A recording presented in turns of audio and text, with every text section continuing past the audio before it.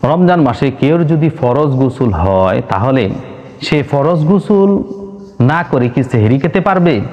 হ্যাঁ, আমাদের সমাজে একটা ভুল ধারণা আছে যে ফরজ গোসল না করে কোনো কিছুই করা যায় না। অথচ রাসূলুল্লাহ সাল্লাল্লাহু আলাইহি ওয়াসাল্লাম এরকম কোনো কিছুই বলে যায় নাই যে ফরজ গোসল না করে তুমি এই কাজ করতে পারবে না। একটা মানুষ যার উপরে ফরজ গোসল ফরজ হয়েছে, সে ফরজ গোসল না করে অনেক কাজ করতে পারবে।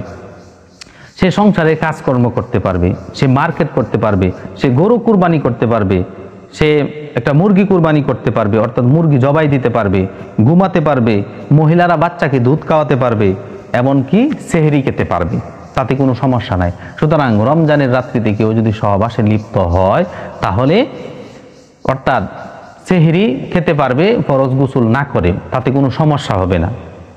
এটা এরকম কোনো বড় কোনো কাজ নয়, কিন্তু আমাদের সমাজে এই কাজটাকে অনেক বড় আকারে মানুষ দেখে, বিশেষ করে মহিলাদের উপরে। মহিলারা স্বামী এবং স্বামী যদি গোসল 10টার সময়ও ঘুম থেকে ওঠার পরে করে তাহলে কোনো সমস্যা হয় না, কিন্তু মহিলা যদি গোসল না করে তাহলে তার উপরে সাংসারিকভাবে প্রেশার ক্রিয়েট করা হয়। মানুষেরা অন্য চোখে দেখে ওই মহিলা সন্তানকে দুধ খাওয়ায় না। না, Islam is the complete code of life. ইসলাম পরিপূর্ণ একটা জীবন বিধান। এরকম জীবন বিধান যে সামান্য একটা কাজ আমি করতে পারবো না, অর্থাৎ ফরজ গোসল না করেও মানুষ অনেক কাজ করতে পারবে। তার মধ্যে একটা কাজ হলো সে সেহরিও খেতে পারবে, তাতে কোনো সমস্যা হবে না।